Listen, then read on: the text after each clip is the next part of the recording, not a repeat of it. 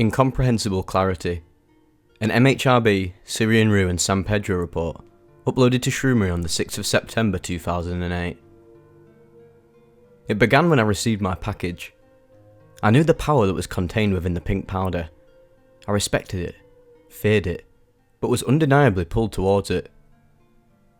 Having experimented with the pure form of what I was about to take, I knew I was ready. I immediately brewed the substance into a thick liquid and left it in my refrigerator, waiting for just the right moment to take it in.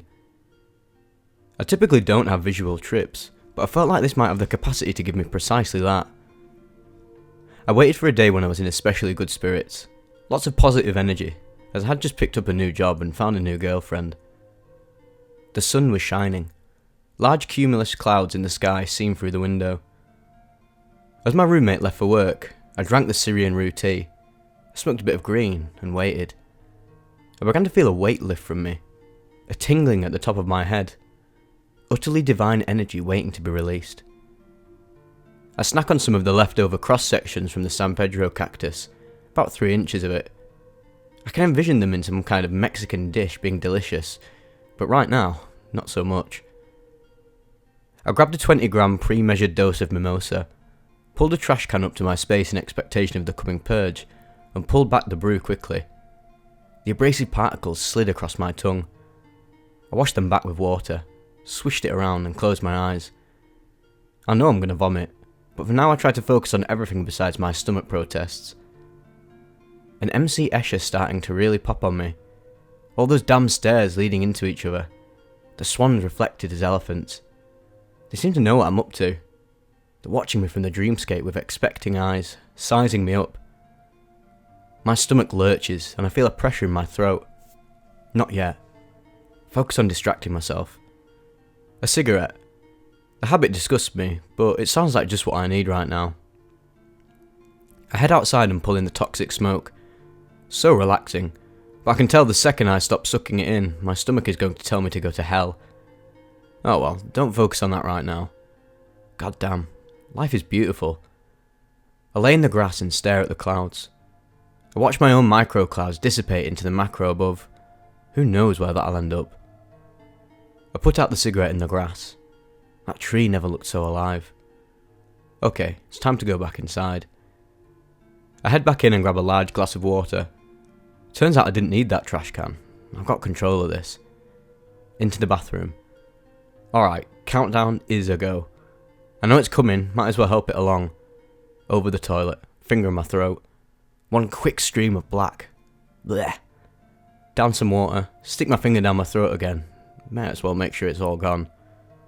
A few lingering bits come up. Alright, it's all gone now. Whew, that was much easier than expected.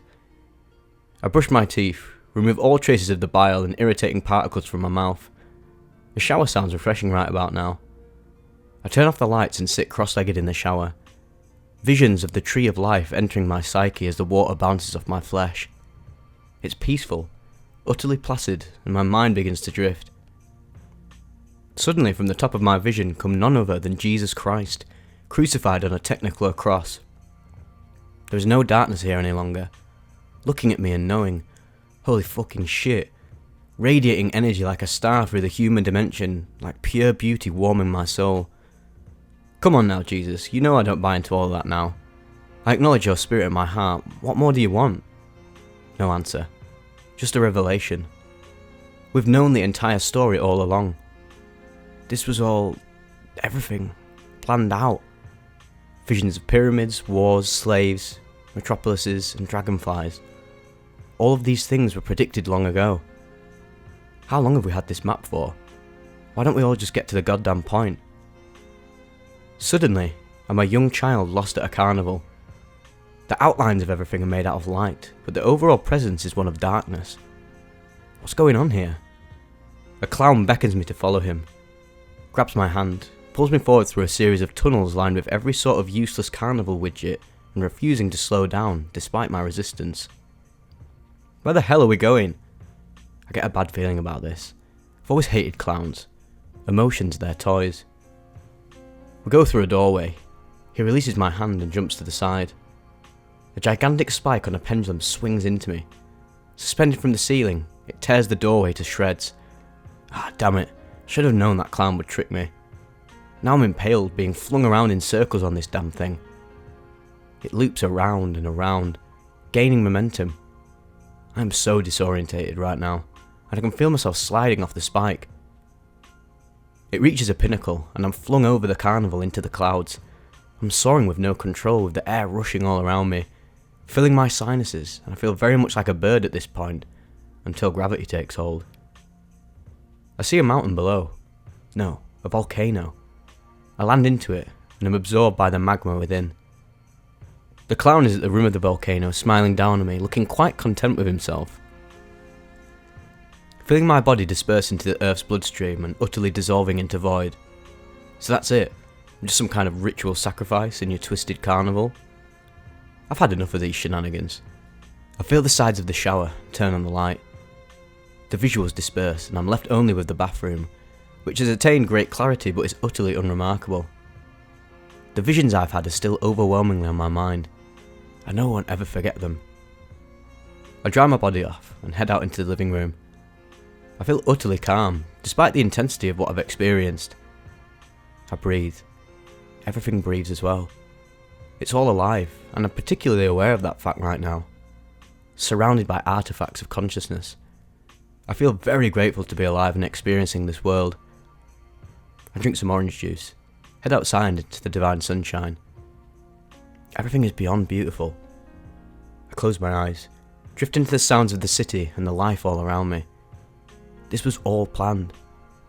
Visions of my life flash before me, especially the negative parts. The voice of my inner demons encompasses me, but unlike mushroom trips, the voice has no power here. A voice of higher authority quickly steps in to accompany the recall of my darkest hours. Reminds me that despite the evils I've committed over the span of my life, that I can do good. I can change. I feel as if I'm in the room with a therapist who already knows my whole life story and knows the solution to every problem I've ever had. Every insecurity is illusionary. Wow. It all boils down to love. Love. What else is there? I thank the universe for giving me this blessing.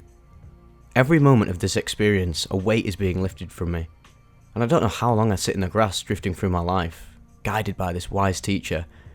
It may as well have been infinity. Suddenly I hear a voice. I open my eyes. My friend rides up. I tell him that I am extremely far gone right now.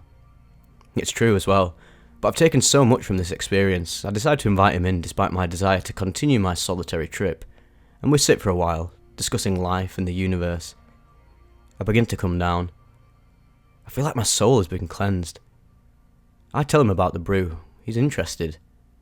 I explain a bit about the nature of the substance, give him a small dose, and tell him to call me in the morning.